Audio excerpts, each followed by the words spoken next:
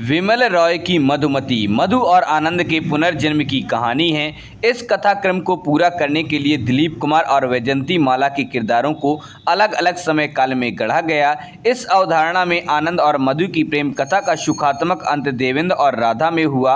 मधु, माधवी और राधा के पात्रों से वैजयंती माला प्रमुखता से उभर कर आई। फिल्म में उम्दा अभिनय के लिए उन्हें 1959 में फिल्म फेयर पुरस्कार मिला। मधुमती को विमल रॉय की बड़ी कमर्शियल हिट फिल्म के तौर पर देखा जाता है। आनंद एवं मधु की रूहानी प्रेम कथा जो कभी प्रकृति की गोद में सांसें ले रही थी, त्रासद रूप से इन्हीं फिजाओं में सिमट गई। हरित नैसर्गिक प्रदेश में पल रहे प्रेम को विकास के ठेकेदार की नजर लगी। हिंदी सिनेमा में नैसर्गिक पर्यावरण की छटा मधुमती से निखर कर आई। एक सर्द भीगी रात में देवेंद्र और उसके साथी को लेकर एक कार दुर्गम पर्वतीय रास्तों से गुजर रही है। देवेंद्र अपनी धर्म पत्नी को रिसीव करने के लिए रेलवे स्टेशन जा रहा है, लेकिन भारी बारिश की वजह से देवेंद्र की कार को बीच रास्ते में ही रुकना पड़ा। मौसम सामान्य होने के इंतजार में दोनों साथी करीब एक पुरानी हवेली में आश्रय लेते हैं। हवेली में आकर देवेंद्र को कुछ ऐसी वस्तुओं और चिन्हों का सामना होता है जो पूर्व जन्म की याद दिलाते हैं। हवेली से देवेंद्र की पिछले जन्म की यादें जुड़ी हैं। इस पुरानी जगह पर आकर उसे अपना गुजरा जमाना याद आता है। इसके बाद कथा फ्लैशबैक में एक दास्तान बयान करती है। बात तब की है जब देवेंद्र पूर्व जन्म में राजा साहब की श्यामगढ़ टिम्बर एस्टेट में आनंद के रूप में मैनेजर था। प्रकृति प्रेमी आनंद को नैसर्गिक वातावरण से प्रेम है। श्यामगढ़ व उसके आसपास के हरित व विहंगम दृश्य के बीच वह जीवन के सबसे सुहाने दिन गुजार रहा था।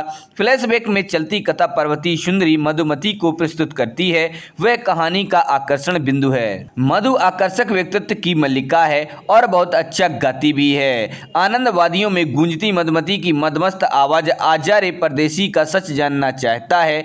आखिर वह कौन है जो रह रहकर यूं आवाज देती है। आवाज के पीछे ओझल व्यक्तित्व को जानने वह उस ओर जाता है। उसकी उत्कृष्ट जिज्ञासा उस व्यक्तित्व को तलाश कर लेती है। यह आकर्षक छवि मधुमती की है।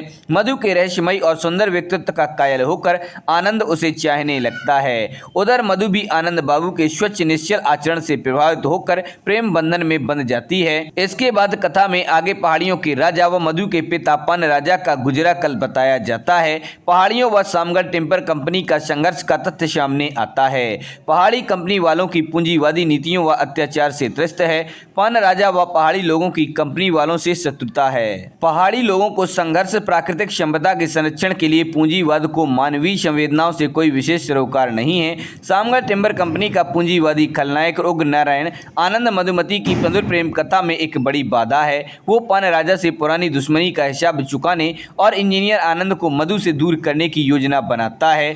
उसकी ये रणनीति लगभग कामयाब हो जाती है और आनंद व मधु में अपरिहार्य दूरियां जन्म ले लेती हैं।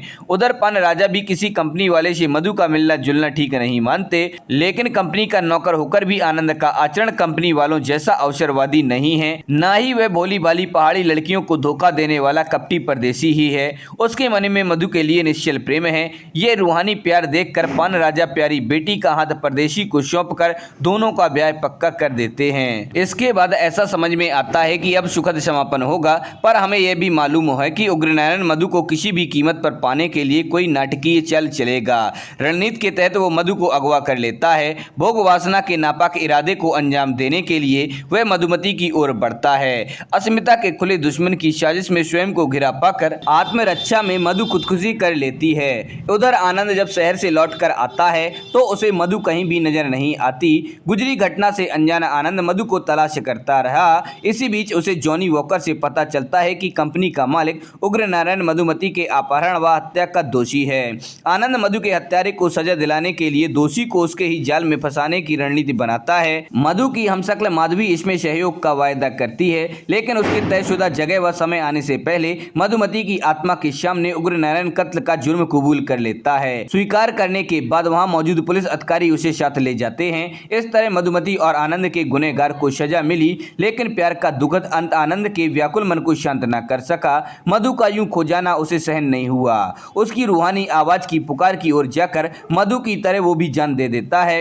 इस तरह जीवित होकर ना साथ मिल सके तो मरकर दोनों मिलते हैं। तो दोस्तों, आप लोगों को वीडियो कैसा लगा? पसंद है इसे लाइक करें और अपने दोस्तों के साथ शेयर करें। हमारे चैनल पर पहली बार आए हैं तो हमारे चैनल फैक्ट्स क्रिएटर जी को सब्सक्राइब करें और बेल आइकन भी दबा दें।